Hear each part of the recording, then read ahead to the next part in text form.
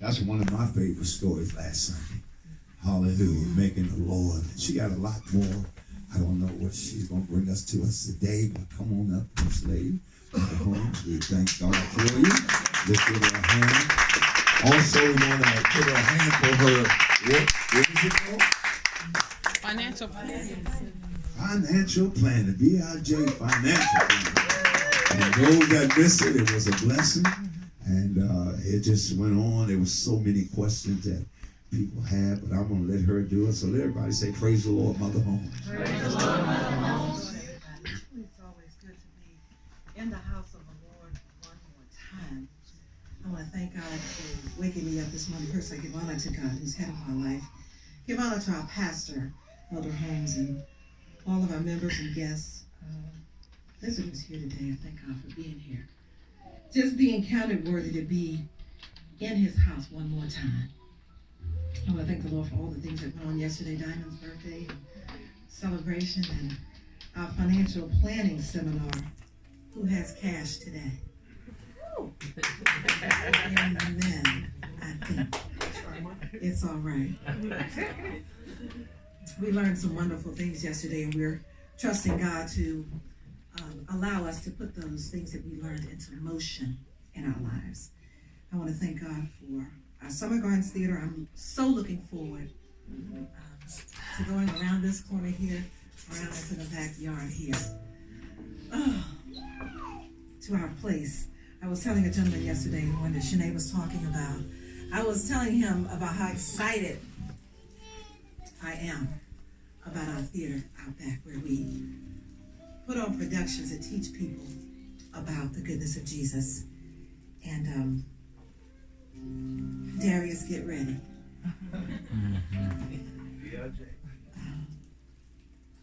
When the Last Supper is portrayed and Jesus is breaking bread with his disciples, it is something to behold, something you would not want to miss. We look forward to that. And I want to thank the Lord for sparing us yesterday. As Shanae and I went out, we happened upon an accident, it appeared, that had just happened right before we got there. And so we thank God for delaying. Yes, sir.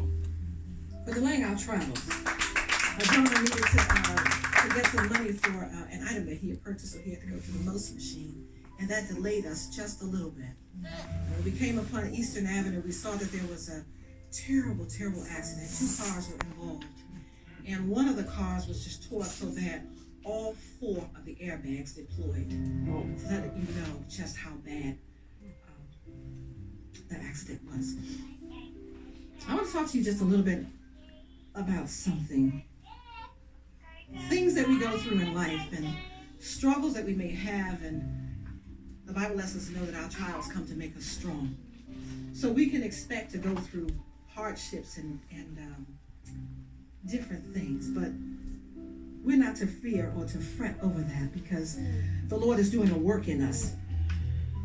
In Jeremiah chapter 18, verse number, I'm going to read a couple of verses from there. Beginning of the first verse, it said, "And the word which came to Jeremiah from the Lord, saying, Arise and go down to the potter's house, and there I will cause thee to hear my words. Then I went down to the potter's house, and behold, he wrought a work on the wheels.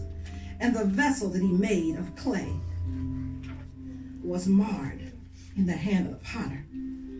So he made it again, another vessel, and seemed good to the potter to make it. And the word of the Lord came to me, saying, O house of Israel, cannot I do with you as the potter, saith the Lord? Behold, as the clay is in the potter's hand, so are ye in mine hand, O house of Israel." So while we're going through the things that we're going through in our life, let us remember that we are in the potter's hand. He can shape us. He can mold us. He can bend us. He can do whatever he wants to do. And in the end, he's going to make us all better. The story I'm going to read to you today is called The Teapot. And it talks about this very same scripture.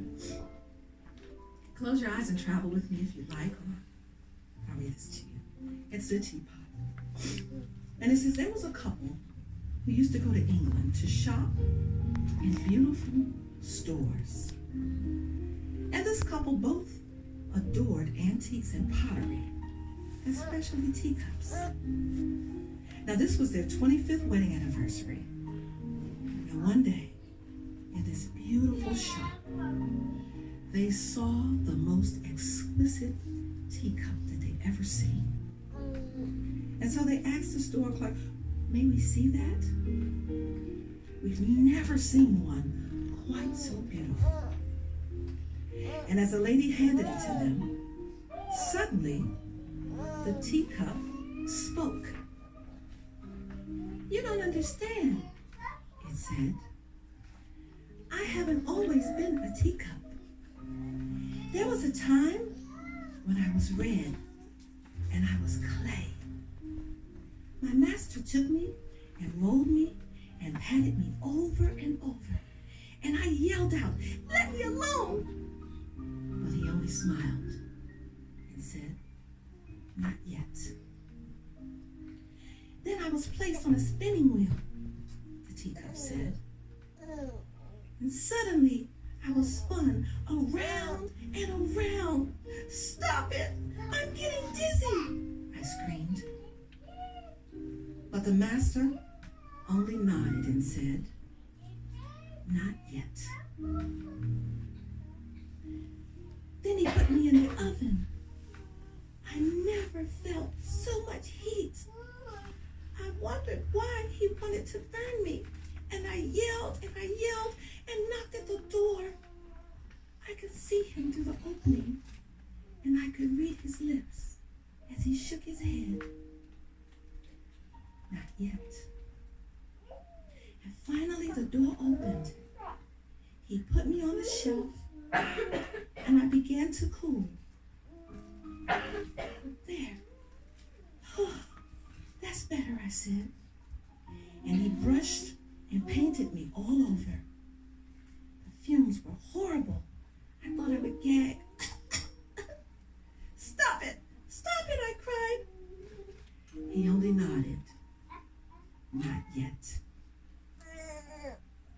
Then suddenly, he put me back into the oven. Not like the first one. This one was twice as hot. And I just knew I was suffocating. I begged, and I pleaded, and I screamed, and I cried. All the time, I could see him through the opening, nodding his head. Not yet. I knew there wasn't any hope. I would never make it. I was ready to give up. But then, the door opened, and he took me out, and he placed me on the shelf. 1 hour later, he handed me a mirror, and I couldn't believe it was me. Beautiful. I'm so beautiful. I want you to remember. Then he said, I know it hurts to be rolled and patted, but if I had left you alone, you would have dried up. I know it made you dizzy to spin round and round on the wheel, but if I had stopped, you would have crumbled. I knew it hurt, and it was hot and disagreeable in the oven, but if I hadn't put you there, you would have cracked.